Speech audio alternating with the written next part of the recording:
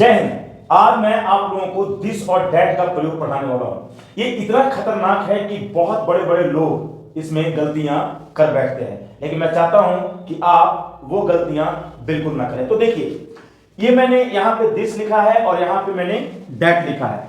क्या होता है दिस का मतलब, कैसे प्रयोग होता है और क्यों लोग गलतियां करते हैं, सब कुछ आज हम सीखने वाले हैं।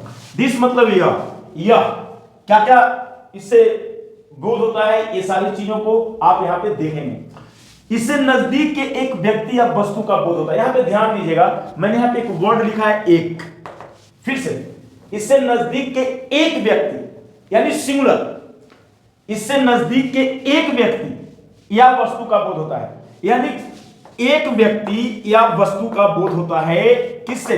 दिस से। एक व्यक्ति है ना, जैसे बोले यह एक गाय है, एक है ना, यह कुर्सी है, यहां पे यह अगर लगा दी इसका मतलब हुआ कि एक है ना, एक शब्द लिखे या ना लिखे। हम बोले यह पंखा है तो बस यह पंखा है का मतलब यह एक पंखा है, यानी उसका मतलब ही हो गया। अगर यह कहीं पे लिखा हुआ है यानी इसका मतलब यह हुआ कि वो जो है कि नजदीक के एक व्यक्ति या वस्तु का होता है ना। हम बोले यह एक कुर्सी है, यह एक चौक है, यह एक डस्टर है, हम नजदीक के व्यक्ति वस्तु इशारा करने के लिए हम दिस का प्रयोग करते हैं, है ना। यह एक बोर्ड है, इस तरीके से इससे नजदीक के एक व्यक्ति वस्तु का बोध होता है। दूसरा है, इसका प्रयोग इंट्रोडक्शन करवाने के लिए होता है, इंट्रोडक्शन करवाने के लिए होता है। जैसे हम बोले ये मिस्टर शुक्ला है, ये मिसेस यादव है ना, यह मिस्टर पासवान है, इस तरीके से है ना, या मिस्टर सलीम है। इस तरीके से जब हम किसी के साथ परिचय कराते हैं तब वहां पे हम दिस का प्रयोग करते हैं। बिल्कुल ध्यान से समझिएगा, बहुत इंपॉर्टेंट चीज है। इसके साथ हमेशा सिंगुलर नाउन का प्रयोग होता है। अब जब पूरा का पूरा मामला ही अकेला का है, एक व्यक्ति या वस्तु का, तो जाहिर सी बात है नाउन तो हमेशा सिंगुलर ही होगा। अब यहां पे देखिए, मैंने 3 सेंटेंस यहां पे लिखे हैं। मैंने लिखा है यह मिस्टर पांडे है। ये मिस्टर, ये शॉर्ट में हिंदी में मिस्टर को मी में मैंने लिखा हुआ, यह मिस्टर पांडे है। हम क्या कर रहे हैं, ये परिचय करा रहे हैं ना किसी के साथ किसी का। तो हम क्या बोलेंगे, सबसे पहले क्या बोलेंगे, देखिए यह है, हम एक्चुअली रिस्पेक्ट दे रहे हैं, इसलिए हैं का अंग्रेजी हमने इज यहां पे लिखना है, क्योंकि एक ही व्यक्ति के बारे में बात हो रही है। पहले भी जब मैं 01 की चीजें मैं पढ़ा रहा था तो आपको मैंने पढ़ाया था कि हैं का मतलब आर होता है, लेकिन जब एक व्यक्ति का बोध होता है से, तब इज होता है ना। तो यह मिस्टर पांडे, जाहिर सी बात है एक व्यक्ति है, तो सबसे पहले हमने इज का प्रयोग लिखना है, यानी इसका अंग्रेजी लिखना है। उसके बाद सीधे अंतिम वाले का अंग्रेजी लिखना है। आप यहां पे देखिए, यह मिस्टर पांडे है ना, तो यह का अंग्रेजी आ गया, दिस आ गया। उसके बाद सीधे हैं, है ना, तो यहाँ पे इज क्यों आ रहा है, वैसे आर होता है, लेकिन इज क्यों आ रहा है, क्योंकि एक व्यक्ति के बारे में बात हो रहा है। दिस इज है ना मिस्टर है ना पांडे, PANDEY, यह मिस्टर पांडे है। This is mister Pandey. आप देख सकते हैं मैंने परिचय करा दिया। अब देखिए दूसरा भी है, यह श्रीमती मिश्रा है। क्या है, यह श्रीमती मिश्रा है। तो यह सबसे पहले इनकी अंग्रेजी, उसके बाद हैं। अब यहां हम रिस्पेक्ट दे रहे हैं, इसलिए हमने हैं का अंग्रेजी इज लिखना है, ठीक है। यह श्रीमती मिश्रा है, तो दिस है ना इज। ये तो 2 चीज आपको समझ में आ गया कि पहला अंग्रेजी इसका, सबसे अंतिम में फिर इसका, तो दिस चीज हो गया। श्रीमती मिश्रा यानी मिसेस मिश्रा। अब आप यहां पे देखिए है ना, मिसेस मिश्रा है ना, यह श्रीमती मिश्रा है। श्रीमती मिश्रा का मतलब मिश्रा की वाइफ है, तो दिस इज मिसेस मिश्रा है ना। यह एक घोड़ा है। अब ध्यान से समझिएगा आप लोग, ये 2 चीजें मैं परिचय कराने के लिए आपको बताया। दिस इज मिस्टर पांडे और this is Mrs Mishra, this is Mrs Yadav, this is Mrs Shukla, this is Mrs Singh, this is, इस तरीके से आपको चीजों को समझना है। यह देखिए, मैंने यहाँ पे यह घोड़ा लिख दिया था, यह एक घोड़ा है। ध्यान से समझिए आप लोग, यह एक घोड़ा है ना, यह एक घोड़ा है, नजदीक का कोई है, यह एक घोड़ा है, यह एक किताब है, तो this is a book, this is a horse, this is a chair, यह एक कुर्सी है। इस तरीके से समझिएगा। तो मैंने लिखा कि दिस, आप बिल्कुल देखते जाइए, दिस इज, देखिए यहां पे सबसे पहले इसकी अंग्रेजी, अब है की अंग्रेजी आ जाएगी, आपको मालूम इज होती है, तो दिस इज ए हॉर्स। आप बिल्कुल देख सकते हैं मैंने क्या लिखा है, this is a horse, this is a horse. यह एक घोड़ा, ये दिस लिखा हुआ है, THIS दिस, सबसे पहले इसकी अंग्रेजी उसके बाद इसकी, तो दिस इज हो गया, ए हॉर्स, यह एक घोड़ा है। 3 सेंटेंस मैंने आपको लिख के दिखाया। ये प्रेजेंट में है, सब कुछ क्या है इसमें, प्रेजेंट में है। अब मैं पास्ट का भी सेंटेंस आपको लिख के दिखाऊंगा और फ्यूचर का भी लिख के दिखाऊंगा। ये तीनों चीजें आपको समझ में आ गया। फिर से हम समझते हैं यहाँ पे, यह नजदीक के व्यक्ति वस्तु का बोध होता है, बिल्कुल। यह एक घोड़ा है, यह है कुर्सी, इस तरीके के सेंटेंसेस।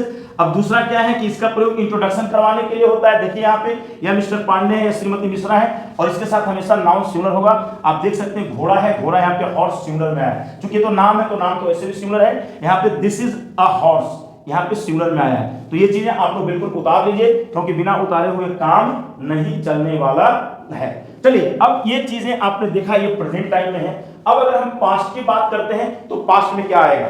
आपने देखा प्रेजेंट में ईज आया, दिस के साथ ईज आएगा, दिस के साथ ईज आएगा। प्रेजेंट टाइम में दिस के साथ ईज आएगा, है ना, है में। आज जब मामला था थे की का आएगा तो क्या आएगा? सो देखिए आप लोग। अब मैं एक सेंटेंस यहाँ पे लिख रहा हूं, आप ध्यान से देखिएगा, ठीक है। अभी हम डैट पे भी आएंगे, लेकिन सबसे पहले दिस को समझ लेते हैं, ठीक है। डैट, आप यहाँ पे देखिए, अगर मैं ये कहूं कि यह हमारा घर था, आप देखते जाइए, यह हमारा घर था। यहां पे मैंने क्या लिखा? यह हमारा घर था, तो दिस। अब पहला बार में तो दिस, उसके बाद था की अंग्रेजी, आपको मालूम है था की अंग्रेजी वॉज होती है, तो दिस वॉज हो गया, और हमारा आवर हो गया, दिस वॉज आवर हाउस। आप देख सकते हैं मैंने क्या लिखा है, दिस वॉज आवर हाउस, ठीक है, दिस वॉज आवर हाउस। आप बिल्कुल देख सकते हैं मैंने लिखा है दिस वॉज आवर हाउस, था के लिए वॉज का मैंने यहां पे प्रयोग किया है। अब मैं बोलूं कि यह एक, है ना, मैं बोलूं यह एक, अच्छा चलिए ठीक है, यह एक, है ना, यह एक मेज था, है ना, यह एक मेज था, तो दिस वॉज अ चेयर, है ना, this was a table, sorry, this was a table, है ना, यह एक मेज था, तो दिस वॉज अ टेबल। आप देखिए वॉज का प्रयोग यहां पे मैंने किया है, दिस वॉज अ टेबल।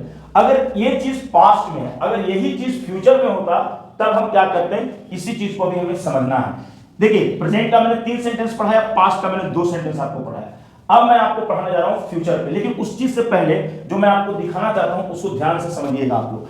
इससे नजदीक एक व्यक्ति वस्तु सिंगुलर, यानी वह हमारा घर था, घर यहाँ पे एक है, सॉरी, यह हमारा घर था, यह हमारा घर था, यहाँ पे घर एक है, यह एक मेज था, यहाँ पे मेज एक है, यानी और नजदीक के एक व्यक्ति या वस्तु की बात हो रही है।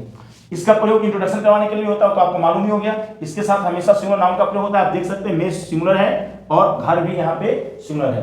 अब हम ये पास्ट को समझ गए हैं, अब हम आ रहे हैं फ्यूचर में, यानी दिस और दैट का जब हम प्रयोग करते हैं, है ना, तो हमें प्रेजेंट में भी सेंटेंसेस होना चाहिए, पास्ट में होना चाहिए, और फ्यूचर में भी सेंटेंसेस होनी चाहिए। तो पास्ट का मैंने अभी आपको दिखाया, अब मैं फ्यूचर में आ रहा हूं। फ्यूचर में, ठीक है, जैसे हम बोले यह तुम्हारा घर होगा, यह तुम्हारा घर होगा, ध्यान से देखिए आप लोग, यह तुम्हारा घर होगा, तो दिस आ गया, है ना, दिस विल बी, ध्यान से देखिए, दिस विल बी क्या आ गया, दिस विल बी। एक होगा, देखिए गा गे गी के लिए विल होता है, मैंने 0 वर्ग में पढ़ाया था, विल होता है, और होना वगैरह के लिए बी आ गया, तो this will be your house, this will be your house. ध्यान से देखो, this will be your house, बिल्कुल हो गया, विल बी होगा। सुनो, यह तुम्हारा घर है, दिस इज योर हाउस, यह तुम्हारा घर था, तो दिस वॉज योर हाउस, यह तुम्हारा घर होगा, तो this will be your house, है ना, ये विल बी देखो फ्यूचर का है। हम एक और सेंटेंस लिख रहे हैं, यह हमारा, ध्यान से देखो, है ना, यह हमारा, ध्यान से देखो, यह हमारा पाठशाला होगा, पाठशाला मतलब स्कूल, है ना, यह हमारा पाठशाला होगा, तो दिस विल बी, ध्यान से देखो, दिस विल, ये फ्यूचर की बात है, दिस विल और विल, देखो यहां पे, यह हमारा पाठशाला होगा, है ना, हम लिख दिए हैं, यहां पे देखो होगा, अंग्रेजी क्या बना, this will be our school. अब यहां पे जो सबसे इंपॉर्टेंट चीज हम तुम्हें बताना चाहते हैं वो ये है कि मामला सिंगुलर का है। दिस जहां लिखा तो इकलौता एक व्यक्ति वस्तु का बोध होता है, तो जब एक व्यक्ति वस्तु का बोध होता है तो जाहिर सी बात है, इसका मतलब वो सिंगुलर हुआ। तो देख सकते हो घर है, यहाँ पे सिंगुलर है, हाउस में कोई एस वगैरह नहीं लगा हुआ है, यहाँ पे देखो स्कूल सिंगुलर है। यही चीजें अंग्रेजी में होते हैं, यानी तुम्हें मैंने प्रेजेंट में भी पढ़ा दिया, पास्ट में पढ़ा दिया और फ्यूचर में पढ़ा दिया, ठीक है। अब जो है, अब ये चीज तुम्हें समझ में आ गया कि क्या है। अब ठीक, अब हम आते हैं दैट के बारे में। अभी हम आएंगे इन पे, फिर से आएंगे, निगेटिव, इंटरोगेटिव, क्वेश्चन और सब पे आएंगे, है ना। लेकिन अभी हम बात कर रहे थे दिस के बारे में। दिस का मतलब यह की अंग्रेजी दिस होती है। देखो यह माने दिस, यह माने दिस, यहाँ पे देख लो, हर चीज को समझने की कोशिश करो। अब आ गए हम लोग डैट पे, ठीक है। तो डैट का मतलब क्या हुआ? डैट का मतलब हुआ, ये शब्द जब हम उच्चारण करते हैं उससे ही लगता है कि दूरी का बोध हो रहा है। जैसे यहाँ पे सेंटेंस है, यहाँ पे देखो लिखा हुआ कि डैट का मतलब हुआ इससे दूर के एक व्यक्ति। यहाँ भी ये बात तो बहुत इंपॉर्टेंट ढंग से तुम्हें ध्यान देना होगा। हमें लिखा कि इससे दूर के एक व्यक्ति, एक ही व्यक्ति, यहां भी सिंगुलर मामला है, यानी दिस और दैट में कोई अंतर नहीं है। सिर्फ नजदीकी बताने के लिए दिस का प्रयोग होता है और दूर की चीजों को बताने के लिए, दूर के व्यक्ति वस्तु को बताने के लिए दैट का प्रयोग होता है। देखो दोनों में कोई अंतर नहीं रहेगा, सिर्फ नजदीक और दूरी का बोध होगा। ये चीज को समझो, इससे दूर के एक व्यक्ति या वस्तु का बोध होता है ना। जैसे बोले कि वह एक पंखा है, वह एक एसी है, वह एक घड़ी है ना, वह एक वाटर डिस्पेंसर। देखो जो चीजें हैं, वह एक अलमीरा है। दूरी पे, तुम अपने घर में बैठे हुए हो, तुम बगल में देखो, तुम अपने घर में बैठे हुए हो, है ना, तुमसे अगर तुम बेड पे बैठे हुए तो ठीक है, हो सकता है चेयर जो है कि थोड़ा दूरी पे है, तो वह एक चेयर है। जो चीजें दूरी पे है ना, उसका तुम थोड़ा देखो। वह एक पंखा है, देखो रूम में, अपने कमरे में देखो कौन कौन सा चीज तुम्हारे दूरी पे है, तुमसे दूरी पे रखा हुआ है। तुम थोड़ा सा विजुअलाइज चीजों को करो तो उसमें डैट तुम लगाओगे, है ना। हो सकता है कि, है ना, वह एक अलमीरा है, तुम जहां बैठे हुए हो वहां से थोड़ा सा दूरी पे अलमीरा है, तो तुम बोलो कि वह एक अलमीरा है। मेरी बात को ध्यान से समझने की कोशिश करो, है ना। वह एक अलमीरा है, तो वह एक अलमीरा है का मतलब हुआ कि वो चीज जो है कि दूरी पर है। अब यहां पे इससे दूर की एक व्यक्ति या वस्तु का बोध होता है, इसके साथ भी हमेशा सिनोनिम का प्रयोग होता है। बस सिनोनिम का ही प्रयोग होगा। वह एक किताब है। अब देखते हैं बना करके, सबसे पहले वह की अंग्रेजी आनी है और उसके बाद है की अंग्रेजी आनी है। यहाँ पे ध्यान से देखो, वह एक किताब है, अंग्रेजी बनेगा डैट। हमें यहाँ पे डैट क्यों लगाना पड़ रहा है? क्योंकि वह की जो अंग्रेजी होती है वो डैट होती है। ध्यान से देखो। और यहाँ हमें दिस क्यों लगाना पड़ रहा था? क्योंकि यह की अंग्रेजी दिस होती है। ध्यान से समझने की जरूरत है। वह एक किताब है, वह की, उसके बाद सीधे है की अंग्रेजी, तो दैट इज लेकर के आ गए। उसके बाद ए और बुक आ गया, और दैट इज अ बुक, है ना। वह एक किताब है, दैट इज ए बुक, वह एक किताब है। वह हमारा घर है, वह के लिए दैट आ गया। आप ध्यान से देखो, वह हमारा घर, वो दूरी पे है ना, थोड़ा सा दूरी पे, वह हमारा घर है, तो दूरी बताने के लिए दैट। व्यक्ति या वस्तु का दूरी बताने के लिए वह हमारा घर है, तो दैट इज। देखो यहां के बाद सीधे हमको है की अंग्रेजी लिखनी होती है। दैट इज हमारा के लिए आर हो गया, वही word, that is our home या हाउस, जो भी लिखो, दैट इज आर होम, है ना। आगे बढ़ते हैं हम लोग। वह तुम्हारा कमरा है, वह तुम्हारा कमरा है, तो वह के लिए दैट आ गया। देखते जाओ तुम लोग, दैट इज योर, देखते जाओ, दैट इज योर रूम, है ना, दैट इज योर रूम, यानी तुम्हारा रूम दूरी पे है, तो कोई बता रहा है, इशारा कर रहा है कि दैट इज योर रूम, वह तुम्हारा कमरा है, दैट इज योर रूम।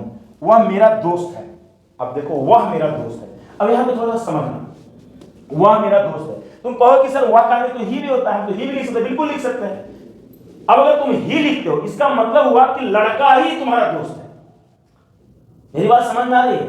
वह मेरा दोस्त है का मतलब, अगर तुम ही लिखते हो तो इसका मतलब हुआ कि अगर तुम लिखो कि ही इज माय फ्रेंड, वो भी सही है, लेकिन ही का प्रयोग जेंडर बताने के लिए होता है, ठीक है।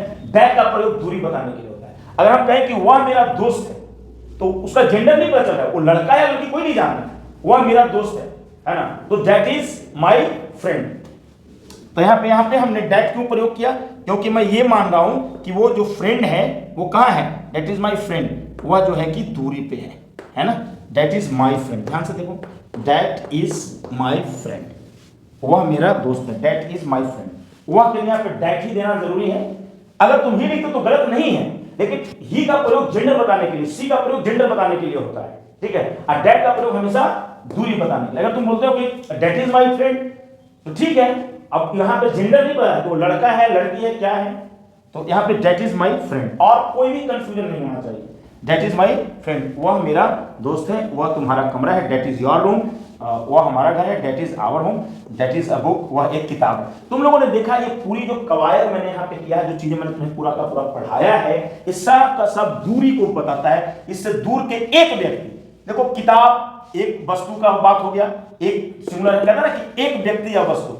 घर एक यहाँ पे है, वह हमारा घर है, एक सिंगल घर की बात हो रही है, और इसके साथ भी हमेशा सिनोनिम का प्रयोग करते हो। बुक सिंगुलर है, यहाँ होम भी सिंगुलर है, देख रहे हो, कोई प्लूरल नहीं है। और वह तुम्हारा कमरा है, रूम सिंगुलर है, दैट इज माय फ्रेंड, व्यक्ति का यानी एक व्यक्ति की बात हो रही है। वह मेरा दोस्त है, वह एक दोस्त की बात हो रही है। तो मैंने इसीलिए कहा, दो बात यहां पे कहा, एक तो कि एक व्यक्ति या वस्तु का बोध होता है, और दूसरी जो सबसे इंपॉर्टेंट बात मैंने आप लोगों को बताया वो ये कि इसके साथ भी हमेशा सिंगुलर नाउन का प्रयोग होता है। इसके साथ भी हमेशा सिंगुलर नाउन का प्रयोग होता है। फ्रेंड, रूम, होम, बुक सब सिंगुलर नाउन है, आप बिल्कुल देख सकते हैं। अभी आपने प्रेजेंट में पढ़ा, अभी आपने पढ़ा वह एक किताब है, अब आप पढ़ेंगे वह एक किताब था, तो कैसे पढ़ेंगे? अभी आपने पढ़ा वह हमारा घर है, अब आप पढ़ेंगे वह हमारा घर था। फ्यूचर में पढ़ेंगे वह हमारा घर होगा, है ना, इस तरीके से। तो इस तरीके की जो चीजें हैं अब उन्हें हम पढ़ेंगे, आप लोग इन्हें उतार लीजिए क्योंकि उतारना बहुत जरूरी है। तो चलिए अब मैं इन्हें मिटा रहा हूं इस साइड वाले का, और देख सकते हैं आप कि मैं आपको डैट के बारे में पढ़ाने जा रहा हूं दोस्तों। डैट के पास्ट के बारे में पढ़ाने जा रहा हूं। डैट तो मैंने पढ़ा ही दिया, अब पास्ट के सेंटेंस, जैसे मैंने फ्यूचर में आपने देखा होगा कि मैंने पास्ट में बनाए, फ्यूचर में बनाए, ये दिस वाले में आपने देखा होगा कि मैंने पास्ट में बना के आपको दिखाया, फ्यूचर में। तो अब डैट वाले को पास्ट में तो 3 सेंटेंसेज और फ्यूचर में। आप देखिए, अगर ये रहे कि वह तुम्हारा किताब है, किताब था, वह तुम्हारा किताब था। अब जाहिर सी बात है भाई, इसमें क्या ये है, कोई रॉकेट साइंस तो है नहीं, है ना। वह तुम्हारा किताब था, तो दैट वाज, है ना, your book, that was your book. ध्यान से देखो, दैट हो गया वह और था के लिए, तो दैट वाज हो गया तुम्हारा किताब, दैट वाज योर बुक, वह तुम्हारा किताब था। चीजें समझ में आ गई, है ना। अब हम बोले कि वह एक, देखो यहां पे ध्यान से देखो, वह एक, बिल्कुल आप देखते जाइए, मैं पढ़ा रहा हूं, इस चीज को समझिए आप लोग, है ना। वह एक, है ना, वह एक बिस्तर था, बिस्तर था, है ना, वह एक बिस्तर था। तो that was a bed, that was a bed. अब यहां पे एक चीज जो मैं आपको सिखाना चाह रहा हूं वो ये कि इसके बाद इसकी अंग्रेजी, इसके बाद इसकी अंग्रेजी, बाकी तो आपको फॉर्मेशन आता ही है। मैं 2 सेंटेंस वर्ड में लिख के दिखाया डैट का, आप देख सकते हैं वह की अंग्रेजी डैट यहां पे मैंने दिया है। अब 2 सेंटेंस मैं आपको फ्यूचर में लिख के दिखा रहा हूं। जैसे हम कहें कि वह हमारा घर होगा, वह हमारा घर होगा। ध्यान से देखो, वह हमारा घर होगा, दैट विल बी, देख रहे हो, will be, that will be our house, that will be our house, that will be, है ना, that will be our house, that will be our house.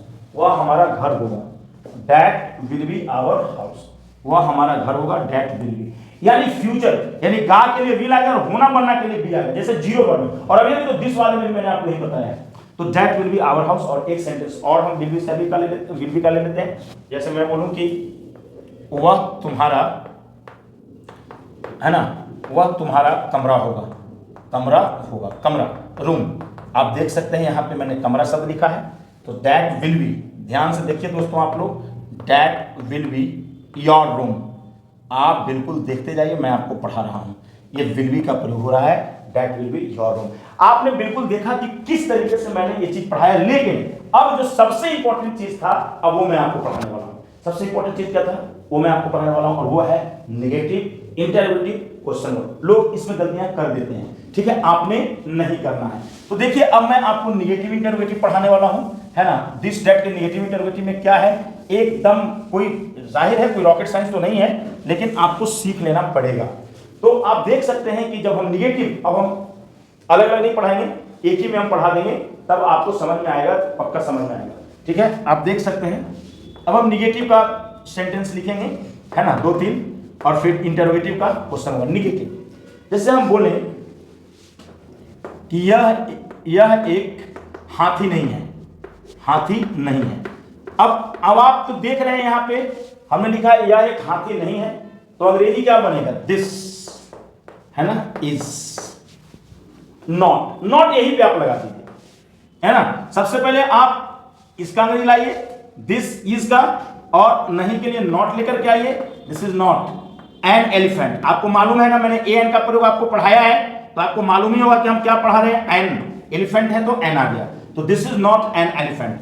मैंने आपको बोला था कि दिस वाले में हमेशा नाउन सिंगुलर रहेगा, आप देख सकते हैं एलिफेंट यहाँ पे सिंगुलर में, यह एक हाथी नहीं है, तो this is not an elephant. अब हम बोले कि वह तुम्हारा, ध्यान से देखिएगा, वह तुम्हारा घोड़ा, है ना, वह तुम्हारा घोड़ा नहीं था।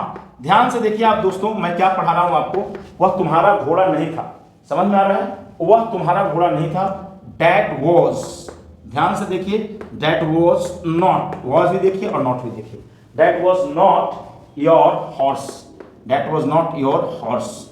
आप देखते जाइए, इस चीज को समझिए, that was not your horse, वह तुम्हारा घोड़ा नहीं था। दैट है, वॉज है, नॉट है, योर है, हॉर्स है। That was not your horse, वह तुम्हारा घोड़ा नहीं था।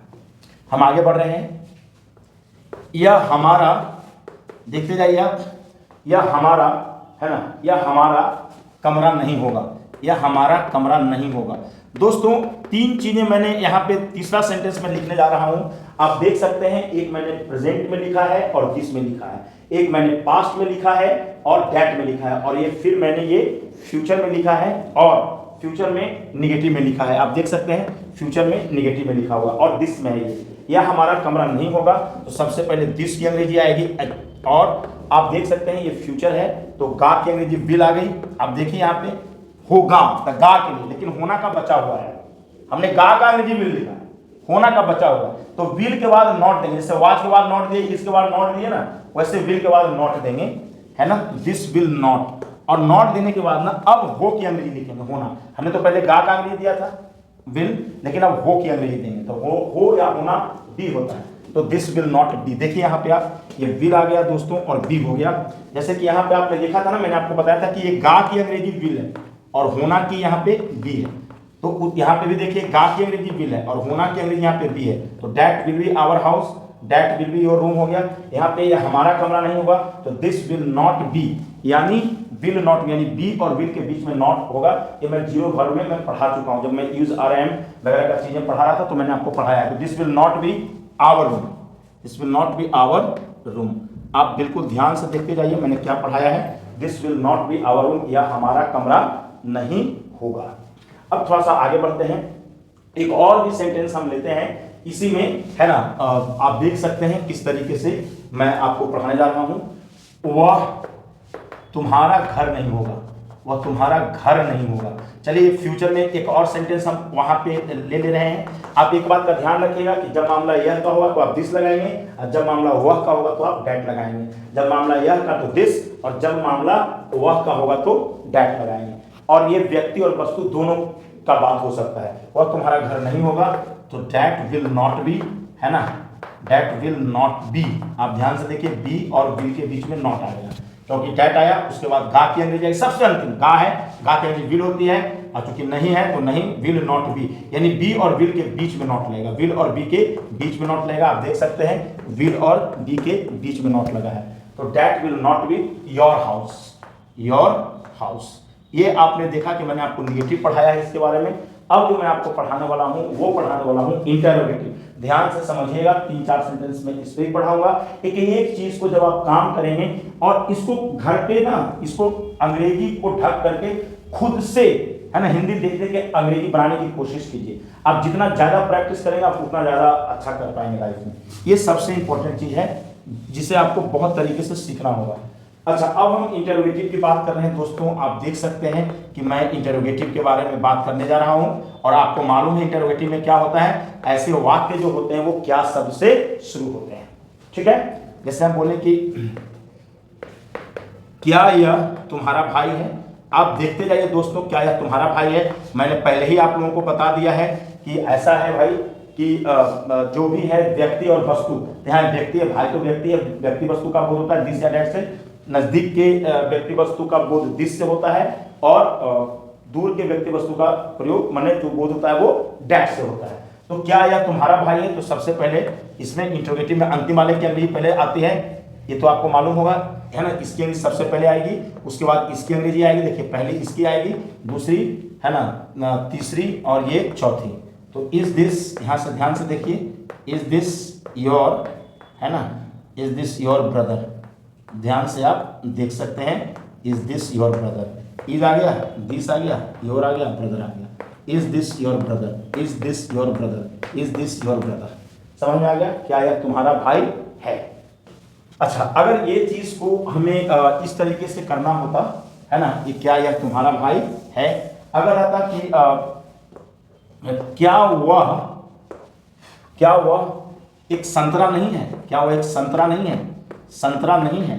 अब आप यहाँ पे देखिए दोस्तों कि मैं आपको क्या पढ़ाने जा रहा हूँ यहाँ पे आई मीन इंट्रोगेटिव भी है और ये निगेटिव है। इस तरह का सेंटेंस मैंने आपको पढ़ाया है, जीरो वर्ब वाले में, इज एम आर बजवर वाले में मैंने आपको पढ़ाया है। तो क्या हुआ, एक संतरा नहीं है, नहीं, अब था में बना देते हैं, है ना, है में तो आपको दिखाई दिया मैंने। अब यहाँ पे आप देखिए कि क्या हुआ, एक संतरा नहीं था, है ना, क्या हुआ, एक संतरा नहीं था। तो सबसे पहले इसकी अंग्रेजी आएगी, उसके बाद वह की अंग्रेजी आएगी। व्यक्ति या वस्तु का बात होता है ना, दूर के व्यक्ति वस्तु, तो डैट से। तो वॉज डैट आप देखते जाइए, वॉज डैट, यहाँ देखिए आप, सबसे पहले था का अंग्रेजी आ गया और that, was that N orange.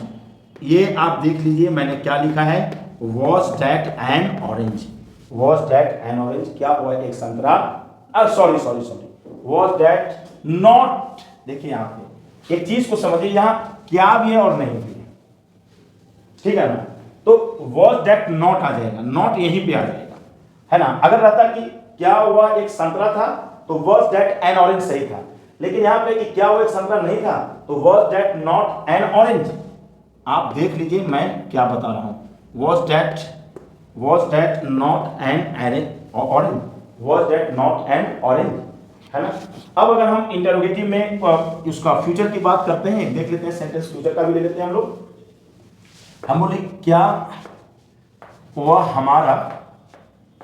हमारा घर होगा, घर होगा, ध्यान से देखो, क्या वह हमारा घर होगा, तो विल, सबसे पहले किसकी अंग्रेजी आएगी, गा का, तो विल, फिर इसकी अंग्रेजी आती है, दूसरे पे इसकी, पहले पे इसकी आएगी, है ना, अंतिम वाले की अंग्रेजी, was that, will that be. Be देखिए विल बी में जो होता है ना, विल बी, ये विल आगे आ गया तो बी तुरंत नहीं आएगा, दिस डैट के बाद ही आएगा। देखो यहाँ ऐसे आएगा, ये चीज को ध्यान से समझो, मैं जो चीज समझा रहा हूं ये बहुत इंपॉर्टेंट चीज समझा रहा हूं।